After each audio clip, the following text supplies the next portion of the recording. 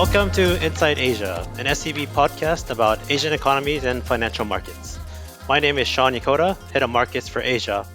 And with me to co-host as usual on this pod is Fredrik Hähnel, Head of Asia and General Manager of SCB Singapore.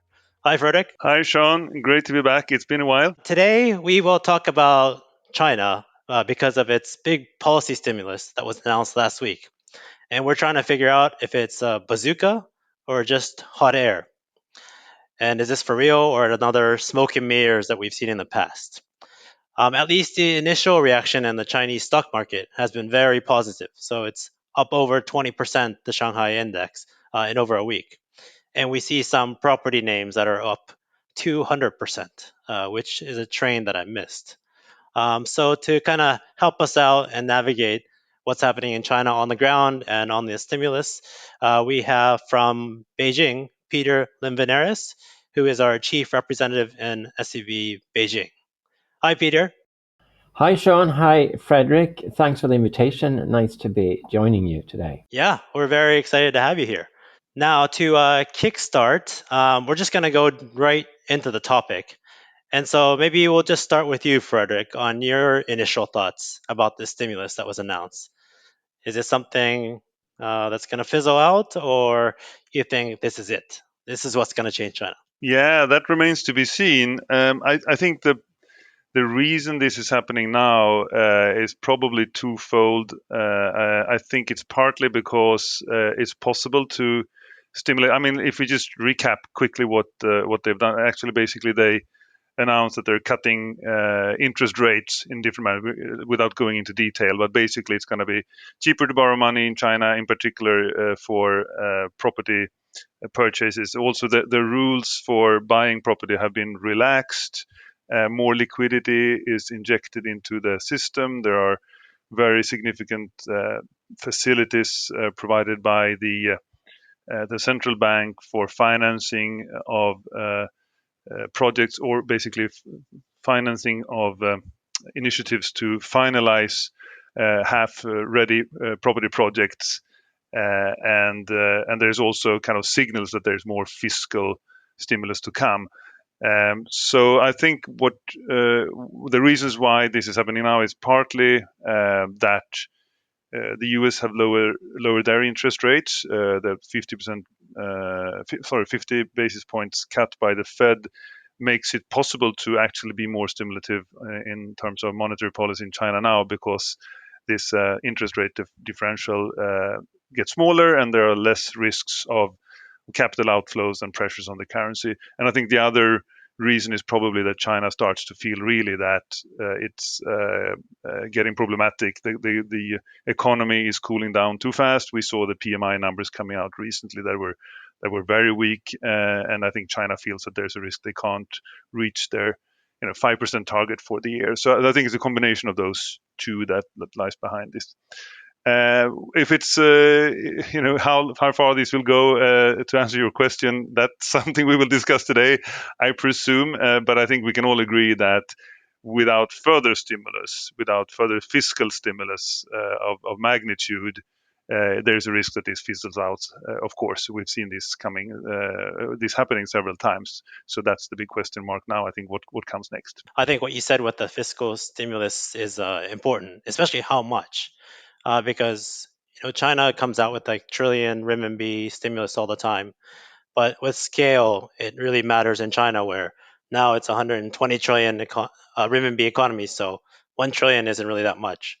So I think they need to get kind of specific. You need like, I think 5 trillion or like 10 trillion. These bigger numbers, I think, needs to come out to keep this alive. And then in terms of timing, I think for me, I thought it was smart that you have a couple headwinds. You have U.S. election coming up, and then Donald Trump's talking about 40% to 200% tariffs. So it's probably good to put China in a better economy to withstand that storm.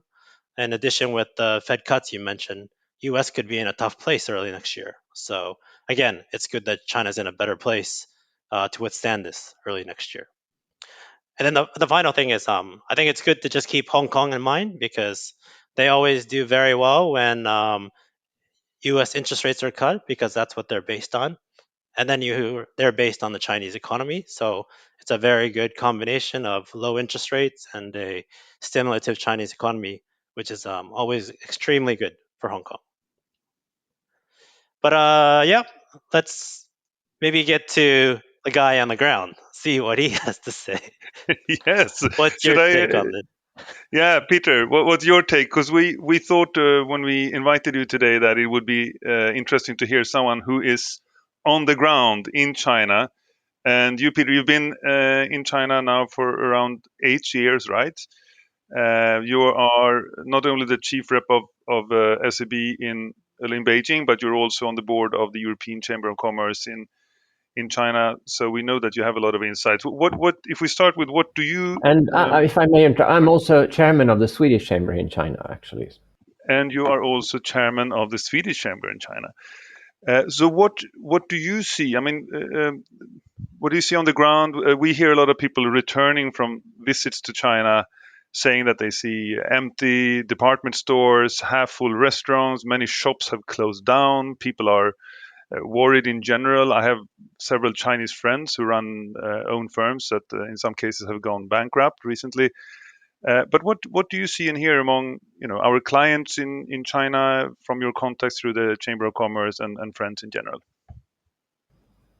No, I can definitely confirm that even driving through Beijing this morning it's a holiday, of course, so you see lots of people out on their bikes. It's a beautiful day in Beijing as well, with clear blue skies, Beijing blue, as they say.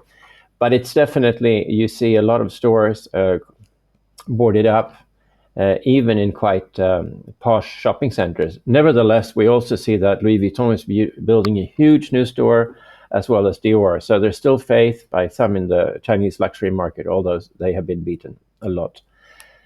When we look at how our clients or our European businesses are faring in China, we've seen that there's huge decreases in investment. This is, of course, different in different sectors, but across the board, foreign investment in China has dropped tremendously. And we also see that profitability over the past few years and this year has also dropped. So in the poll that the European Chamber did, we found that 70% of the members state that their profitability in China is equal or lower than their group average, meaning that to consider investment in China, you would normally expect slightly higher or significantly higher return on investment, bearing in mind that there are certain geopolitical risks, there's complications doing business in China, which would merit a higher profitability. That's no longer the case, and that explains part of why it's many companies are reluctant to invest here. There are, of course, groups that invest. We see a large investment by the German-Swedish truck maker Scania, 1.2 billion euros in a new truck manufacturing plant. We also see BASF making huge investments for several billion euros. And we also see now the German investments into China actually increasing, and that's mainly due to the German automakers investing in new software development, in more efficient production. And also interesting to note, in a recent poll by the German Chamber, the majority of companies said for the first time that the reasons why they're investing in China is to stay competitive, because that's a big struggle. But getting back to the stimulus, talking to people from European businesses as well as other Beijingers, it's of course still a matter of confidence. People are happy about this, and they think that particularly the stimulus and the relaxed rules for the real estate sector are good. Most are quite reluctant to believe that this will really turn the ship. We've seen drops in the real estate value for a long time. Officially, we're talking about 8% drop on a national level. That is not right. The real drop is probably around 30 to 35%. Depending, of course, in which tier city you're talking about, but it's huge. And even here in Beijing, in some of the best districts, when you talk to business partners or friends and who have recently sold or have neighbors have sold, it's a question of value drops of 30 to 35%. And of course, that affects people's willingness to consume. And of course, all the companies that are affected and dependent on the real estate sector. We have a Swedish corporate called Assa Abloy. They make locks. Obviously, if there's no construction or no willingness to consume, they're badly hit. But I think there is a hope reignited, and people are looking forward to further stimulus, and of course fiscal stimulus. And the rumor is that it should be around 2 trillion. And I agree with Sean that will probably not be enough. It's more than the 1 trillion we saw at the beginning of this year, which obviously was not enough. 2 is unlikely to really move the needle either. While this is kind of what we see from within the Chinese economy, we at the same time also see very, very strong Chinese exports, right? Exports are very strong this year. The trade surplus has never been higher than this, and we've never seen this much Chinese investments abroad. I think the big change that we see now is, of course, that it's not only like historically, it's been a lot of Chinese state-owned firms investing abroad for Chinese access to raw materials and minerals, and it's been also in conjunction with the BRI, the Belt and Road Initiative. It's more been kind of geopolitically driven in certain aspects, and a kind of finding new markets for Chinese infrastructure-related products. But this time it seems to be much broader. It's more of private industry investing abroad. There's many more companies, and so what are your thoughts there? Is that part of the explanation? Maybe foreign companies have matured in their investments to a certain extent. In China, there's of course worry about the market and geopolitics, etc. But still, China is 50% of Asian GDP, so it's still an important market. And maybe we see a bit of quite a big shift here, where actually Chinese companies are investing abroad. What are your thoughts around that? No, I definitely agree, and I think the line about the Chinese economy maturing is probably very true. I think we can look at, there are great investments into both electric vehicle manufacturing and into sustainable energy, both in terms of infrastructure as well as production. A lot of it in Southeast Asia, but I think there as one very symbolic investment, I think, is the purchase by BYD of the huge Ford factory in Brazil. Brazil was one of the first investments that Ford did. Even Henry Ford, he had a whole company town built. He had his own rubber plantations to make the tires of the Ford. So it's really a key market for many years. And now it's actually the Chinese that are investing into that factory and have taken it over. So I think that's very symbolic, and it's a sign of the investment. It's not only we've saw in terms of raw materials, mines, etc., that we saw a couple of years ago, but it's actually in production facilities or into the like wind farms and solar panels, etc. So that is true. We see record levels of Chinese investment into production facilities abroad.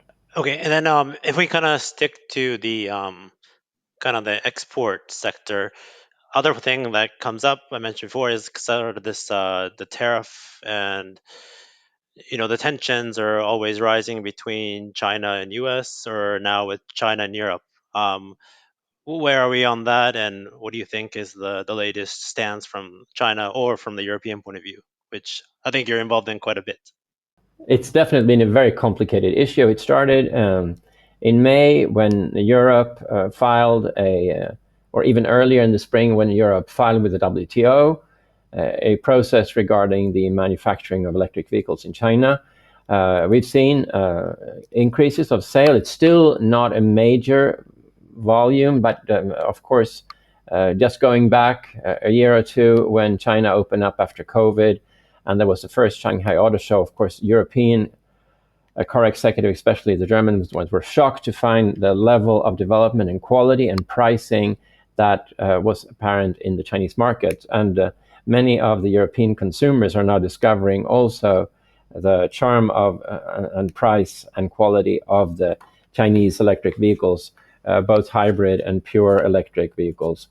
And that, of course, is hitting at a very sensitive, very important European industry, which is responsible for a large number of jobs in Europe. So it's not something that Europe can take lying down. We already saw more than 10 years ago the complete wipeout of the European solar panel manufacturing, which was then completely taken over by China, which now has more than 90%. So nobody wants to see the same thing happening in Europe again. So what happened then is that all the EV manufacturers in China had to file reports to the European Commission stating exactly how much they have received in subsidies. And this, of course, includes also European manufacturers, both BMW, Volkswagen, Mercedes, and others, as well as Tesla, who are also exporting from their factory in Shanghai to Europe. And then based on that, the European Commission decided on different levels of tariffs, depending on how much subsidy each company had received. And that's been sort of tweaked around because there's been additional information made available. But what also happened is that Sweden and Germany, well ahead, publicly stated that they were against any tariffs on electric vehicles, while Spain, France, and Italy were driving this really hard. Then, funnily enough, a bit more than 2 weeks ago, we had a visit, one of many stately or foreign prime ministers and presidents who are coming to Beijing constantly. So it was the turn of the Spanish prime minister. And after 2 days in China, he turned around completely and said, well, maybe it's not such a good idea to have tariffs on e-vehicles. I don't know if the Chinese had promised some large investment in Spain or what his reason was, but that was not very well received in Brussels for sure. And I can also add that the German automakers are not officially are not in favor of tariffs either. So it's a very contentious issue in Europe. Now there will be a vote this coming Friday to finally implement this. There's been a lot of negotiations. First, the Chinese government were not really willing to participate in detailed negotiations how to solve this with greater market access to Europeans in other areas or other solutions. So far, they've started with retaliatory processes, and they were really aiming for the French initially. So they had started publishing tariffs on brandy, hoping to hit the cognac producers in France. They really struggled to find one classification of a product that would really be very focused on France, because WTO only has so many product areas, and usually you can hit a lot of other countries as well. Anyway, so there we are right now. We'll see how the vote pans out, but Europe is by far not united, and the Chinese are very good at playing European countries against each other. Usually some of the East European countries, but this time we can see quite a division between Northern Europe and Southern Europe, and as I mentioned, also some who turned around last minute as well. So it's a complicated issue, but it's of course very important for European industry. Maybe we can add to what you just mentioned, Peter, on the Spanish stance in this, that China also said that they might, or that they were going to investigate European pork exports, of which a very large part comes from Spain, and they were also looking at, they are looking at dairy products, which would also hit parts of Europe. And I think it's quite interesting what you mentioned with the investments. I mean, there have been several electric vehicle investments into Spain. There have also been investments into, for example, by BYD into Hungary and to Poland. So I guess it's also a little bit of a question as to, how willing are we to see Chinese investments? Because if you look at this, yes, there are tariffs, and the Chinese, many of them private, most of them private companies say, okay, maybe we then have to invest into Europe so that we can continue to sell in the European Union, just like European and Western companies did in China 20 years ago, setting up manufacturing there. And then it was also a question of how willing were the Chinese to receive these investments. And they were of course always after technology transfer and knowledge transfer, etc. So I guess that will also be a big question for Europe to think of in the future, right? How open are we to investments if we now raise the tariffs? But that is also a bit of the argument behind the tariffs, which is similar to what happened in the US with Japan when they raised tariffs for Toyota and Honda, and then they responded by investing in manufacturing inside the US. Of course, the European Commission is kind of saying the same thing, welcome to Europe with higher unionization and higher labor costs and all the rules and regulations that we have. But of course, if the Chinese focus only on investments in, as you mentioned, Hungary, there's also Slovakia, they will still be able to achieve much lower labor costs But that's, of course, an option open to any European producer. Another aspect, Peter, I'd like to hear your view on is what has really changed for you. You mentioned this that a few years ago, basically we lost out to China in terms of the solar panel industry in Europe, which is almost gone now. You sometimes refer to these exports numbers from the European Union that I think that European exports to China is not much bigger than the European Union's exports to Switzerland, for example. So from an aggregated point of view, China's market is not as large as you might expect when you look at the size of the economy. Is that the change now? You sometimes also mention the huge No, that's trade definitely deficit. true, and Yeah. it's true. And if you look at investments in China, even when we look at the more normal levels a few years ago, were more or less equal to Swedish investments into the U.S. The aggregate investment of the entire European Union were equal to Swedish investment into the US, which says a lot. And of course, one of the major reasons for that is that it's very difficult to do large M&As in China. And of course, once you do one of these large M&As, then the numbers increase very quickly. In China, it's been mainly into joint ventures or greenfield investments, which are, of course, you don't get the numbers at the same time. But of course, and you're absolutely right about the trade volume. And of course, the trade imbalance is really, really bad. The chairman of the European Chamber, he is also head of Maersk in China, which provides a useful insight into trade numbers. And he likes to look at the number of containers.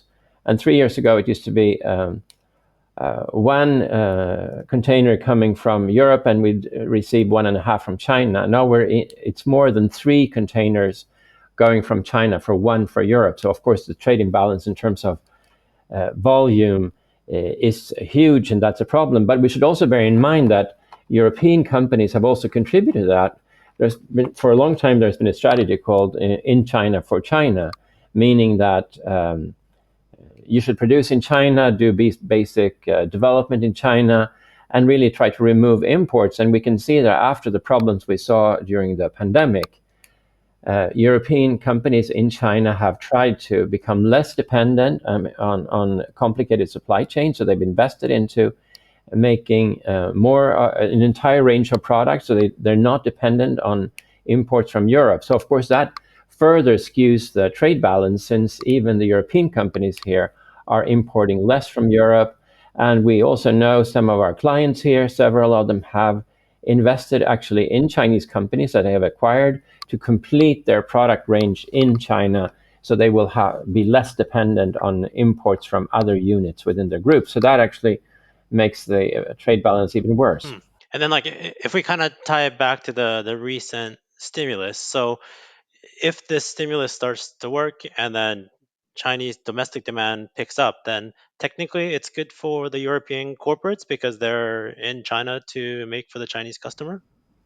Yeah, and I spoke the other night to the China head of a European bed manufacturer, and he was telling me now that everybody wants to buy a new bed will get 3,000 RMB for their old bed. So there's a lot of this for cars. You talk about cash for clunkers, but there's been now for quite a while programs that provide incentives to Chinese consumers who changed anything from televisions to other electrical appliances. And as I said, now I learned it includes beds as well. So that, of course, has been providing some stimulus. But I think it all boils down to confidence again. And we've seen also earlier regional support programs with vouchers or checks. And in the case of China, they're always distributed through one of the apps that everybody uses, where they will be able to claim support. And in Shanghai, only last week, they launched support for going to the gym, spending a night in a hotel, going to a restaurant, and even going to the movies. You'll get a certain subsidy from the Shanghai government, which they in turn will receive from the central government. So we'll see how much that helps. Before, it hasn't really helped a lot, where they provided cash allowances, where it's because people, if they don't have the confidence, they will just try to save. And we've seen that over the last few or year and a half, that people have been amortizing on their mortgages. They had record level of savings. So of course the key is to get that confidence returning so people start spending. And as I said, I don't want to repeat myself, but of course, it's very important, and the government realized that, to stop the drop in value in the real estate market and make sure that the people who have bought apartments see those delivered. And before that changes, it's very difficult to see that people really would recover their confidence. And then we have a further ingredient in this cocktail, which is also salary increases and unemployment. And we know that youth unemployment, even though it's not published the same way in China anyway.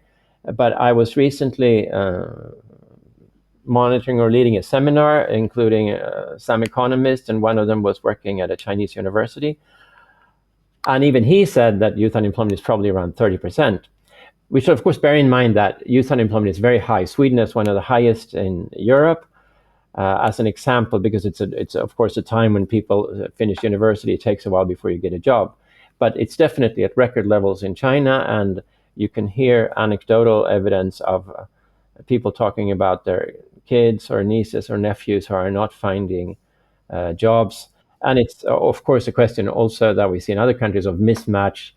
A large number of Chinese young people are now university educated, some at not so good universities, and this is also an effect of the one-child policy, where you really like to see your child going into higher education rather than vocational schools, which would probably be much better for the economy and would better match the needs. So I think most people in China agree that there's an excessive amount of university-educated young people in relation to the actual needs. Even though, of course, it's impressive to see the number of engineers or highly educated people here. And then those kids that are unemployed, do they? I guess because of the mismatch, they stay at home and don't find a job. Is that what they do? Yeah, well, we were all, I'm sure you were hearing about the term lying flat, which was used a lot last year. I don't think it's very valid. I think that Chinese in general are quite very creative and hardworking, but of course, people felt a bit deceived, particularly after the ending of COVID and the weak recovery. But of course, I mean, they are looking for jobs, but it's very clear that we see no salary pressure, not even in the financial sector, which is a sign that companies are reducing staff. There's a lot of investment into new productive forces, which President Xi promotes, which means advanced manufacturing in many areas such as sustainable energy, etc. The problem is that China is also one of the largest investors in robotics. It's the sixth most robotized country. You measure that number of robots per industrial worker. And that's very high, bearing in mind that salary levels in China are still pretty low. So from an economic viewpoint, you don't really need to invest in robots as much as you would normally do in another high salary country. But that also means that in those levels, in those industries, you don't really create a lot of jobs. If you go to a new Chinese auto manufacturer or a new car factory, you will not see a lot of workers. Actually, it's mostly robots. So that means that in many of these new industries, there are not a lot of jobs being created. Something I'd like to just sort of hear your views on, both of you, if you will, is because I agree with Peter what you say on the property market, that in order for sentiment and consumer sentiment in China to turn up, you need to see a bottoming of the property market. If it is like you say, Peter, that you hear from friends selling their flats in Beijing that prices are in reality down 30 to 35%, that's a very significant correction of a property market in a capital of any country. So I wonder a little bit what you think of what will turn the market. Can it turn, considering the oversupply of flats, and what are the effects of this? Coming back to sum up a little bit from where we started with the stimulus package. I mean, it's been very much financing possibilities or new facilities for example, for share buybacks and support for equity trading, and considering the fact that a very large majority, the absolute majority of Chinese people don't own equities. One can wonder how big that wealth effect actually is. It's more of a kind of a sentiment boost, maybe. Whilst when it comes to property, some people claim that the Chinese property market is actually the biggest asset class in the world because it's such a large part of where Chinese people have put their savings. So I wonder. I mean, I don't really see how this particular stimulus package can turn the property market up, but maybe it can stop the fall and hopefully let it bottom out here soon. But what are your views on this? Because it's so crucial, I think, for the near future of China's market. I think there. I mean, there are. You already mentioned the measures directed at the purchasers of apartments, lower down payment, and lower interest rates, both for existing mortgages as well as new mortgages. So that should, of course, make it less expensive to buy an apartment. And there's also support through the banks for completion of existing projects or those that have not been completed. And as you know, in China, once you've finished 25% of a project, you're able to receive all the financing. So it's a lot of people have paid in full and are paying and are amortizing and paying interest rate on an apartment that has not yet been delivered since several years ago. And of course, that's not doesn't boost confidence a lot. So there are measures dealing with that. Question is if it's enough. And there's already been quite a lot of funds approved for banks to lend to property companies. Chinese banks in general are quite risk averse.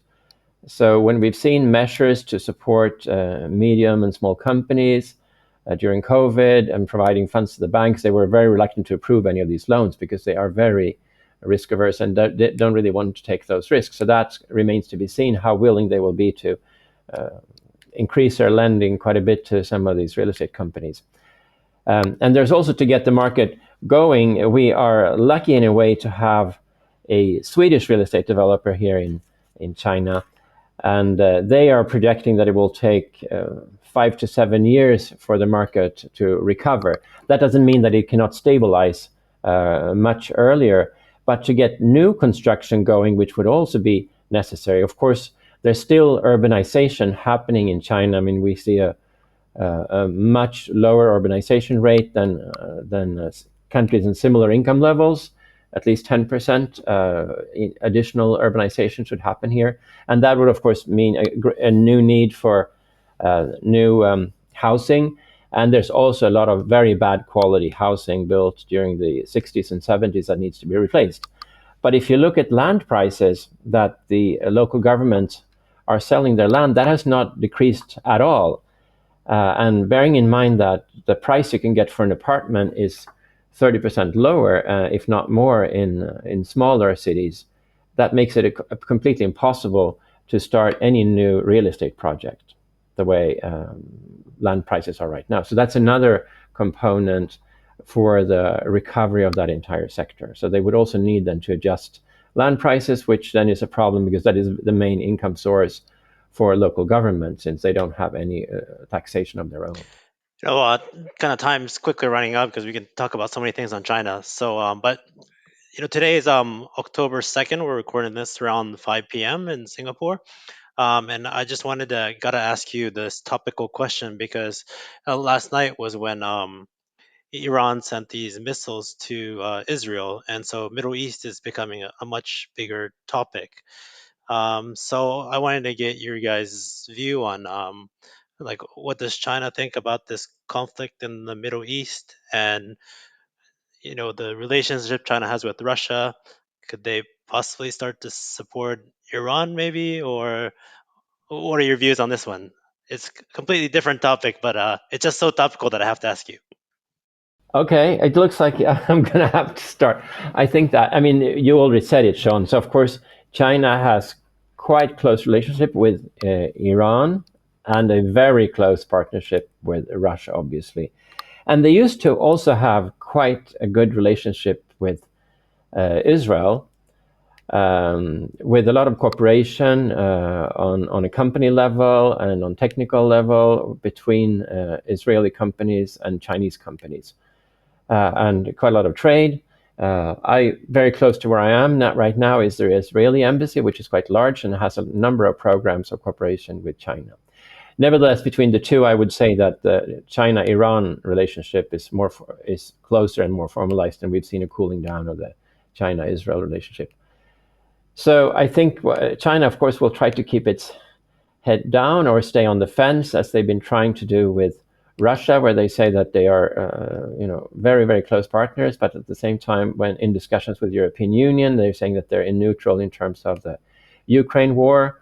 And despite very, very strong insistence on the European side, every single meeting that happens between a commissioner or the president of the European Commission, von der Leyen, who's been here several times, always start with a discussion on how important the Ukraine war is to Europe, and that the fact that China supports Russia, but that has had no effect on the China-Russia relationship, and China stays on the fence and saying, taking sort of a neutral position, and not selling any arms, but otherwise having very increased trade with Russia. And they've also had large oil imports from Iran. So I think that's where the Chinese will pretend to be neutral, but in fact will continue trading, and in that way also supporting Iran with their buying their oil. Yeah, and the only short thing I could add there, Sean, because we're running out of time, is that I think that since China's relation with the US has deteriorated so much, and I think that China in general feels that the US is behind a lot of things around the world, and the US is sort of also many times accused for disturbing the balance between mainland China and Taiwan, and a lot of other things, with the US providing Taiwan with weapons, etc. We also see that, and because Israel is such a close ally to the US, and because China is at the same time also actually getting closer to the Arabic countries, in particular Saudi Arabia, where China imports a lot of oil from, and Saudi Arabia is becoming a member of the BRICS cooperation, and many other things. I think that also plays into this sort of the Chinese view of the world, and this conflict that you mentioned in particular. But of course, Saudi Arabia is the arch enemy of Iran, so that makes it even more complicated for China to navigate, because those two are at each other's throat as well. So, who said the world is not a complicated place? All right, very good. I'm sure we're going to be talking about this more and more going forward. But if I just kind of summarize our conversation today, my key takeaways are that about the stimulus, I think it's a little bit maybe too early. It adds some hope, but of course, to get the confidence back, as you mentioned, Peter, probably the biggest thing is that households' biggest assets they own, property prices, need to start to recover quite a bit to get this going, and some kind of fiscal stimulus with like a bigger trillions of renminbi needs to be in place. And then when it comes, second topic is on the trade front, that China is doing a good job trying to divide the European country on who to benefit from which tariffs. So it is a little bit of a uphill battle. And then lastly, I think one thing that you mentioned that's kind of interesting to me is on this robotics and quite a bit of the unemployment in the use, which is an issue. And I guess that's kind of also dovetails to the structural issues of the demographics, because the robotics kind of has to be part of that equation, but it does cause other consequences. So those were the takeaways I had. Was there anything else that you wanted to add? Fredrik, maybe you want to go first that I might have missed? I thought that was a very good summary. Thanks, Sean. The only thing that I could add, that I usually add when in these types of discussions, of course, bearing in mind all these problems, we're still looking at a growth rate of 4.5 to 5% of a very large economy that is China. So even with these huge obstacles and problems in China, there's still a lot of business potential here, and it's an interesting market to be in.